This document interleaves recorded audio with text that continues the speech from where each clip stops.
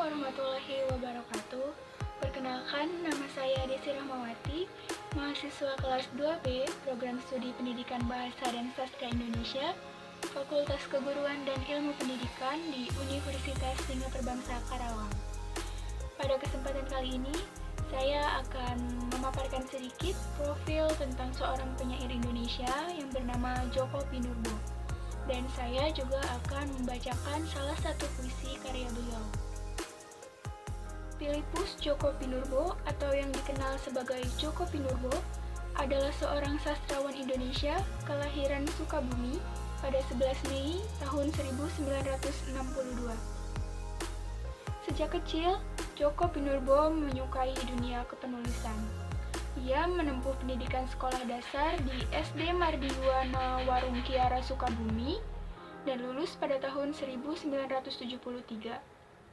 Lalu ia melanjutkan pendidikan di SMP Sanjaya Babadan, lulus pada tahun 1976, dan kecintaannya terhadap puisi semakin tinggi ketika ia menempuh pendidikan di sekolah menengah atas di Seminari St. Petrus Canisius Mertoyudan Magelang dan lulus pada tahun 1981.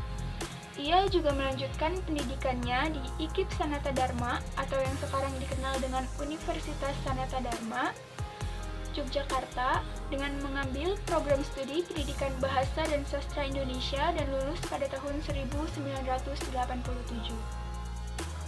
Djoko sudah mengamati puisi selama 20 tahun lamanya.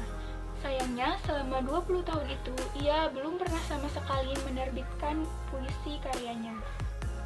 Baru pada tahun 1999, Djoko menulis puisi dan menerbitkannya dalam sebuah buku yang bertema celana. Tema yang belum pernah digunakan oleh penyair manapun sebelumnya. Semenjak saat itu, ia terus menulis dan menerbitkan berbagai karya puisi yang tidak kalah bagusnya.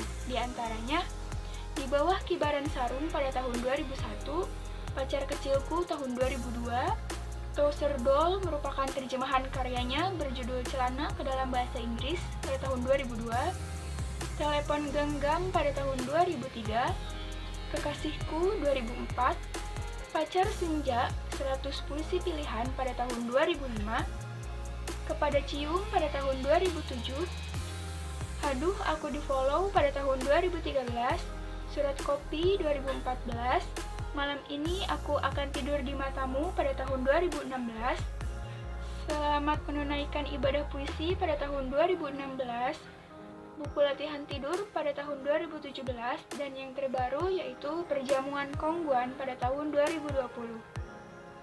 Isi puisi Djoko Pinurbo memadukan unsur humor, narasi, dan ironi. Selain itu, dirinya juga pandai dalam hal menggunakan dan mengolah citraan yang mengacu pada peristiwa sehari-hari. Karya puisi yang dibuatnya memiliki bahasa yang cair namun panjang. Dengan kata-kata yang menarik, membuat puisi Djoko Pinurbo dapat diterima dan dinikmati oleh semua kalangan pecinta sastra di Indonesia. Selain aktif dalam menerbitkan buku puisi, Djoko juga aktif dalam menulis esai pada beberapa majalah dan juga surat kabar. Dua puisi Djoko Pinurbo yang berjudul Di Bawah Kibaran Sarung dan Pacar Kecilku pernah mendapat Khatulistiwa Literary Award. Ia juga sering diundang dalam acara pembacaan puisi internasional. Ia juga pernah mendapatkan penghargaan tokoh sastra terbaik versi majalah Tempo dan juga puisi terbaik dari Dewan Kesenian Jakarta. Tak hanya itu, ia juga pernah mendapatkan penghargaan Sea Right Award pada tahun 2014. Selain itu, Sri Sultan Hamengkubuwono X juga pernah memberikannya penghargaan berupa Anugerah Kebudayaan sebagai pelestari seni. Demikian sedikit informasi mengenai profil penyair Indonesia Djoko Pinurbo. Selanjutnya saya akan membacakan salah satu puisi karya beliau. Dongeng Puisi karya Djoko Pinurbo. Ketika saya lahir, Tuhan sedang menulis puisi dan minum kopi, dan listrik mendadak mati. Saat itu, bahasa Indonesia masih sangat muda. dan pedoman ejaannya belum sempurna. Keren juga ini bahasa, Tuhan berkata. Dapat membuat negeri yang rumit cantik pada waktunya. Kata-kata berdatangan dari berbagai penjuru. Awalan dan bermunculan pula. Dan Tuhan melihat semua itu asik adanya.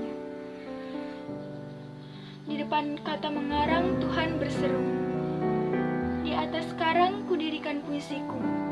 Di atas karang kubakar arang untuk menjerang air kopi. Kemudian gelap, Tuhan meraih kata kopi dan melemparkannya ke bumi. Listrik menyala. Hujan kopi berdilai lembut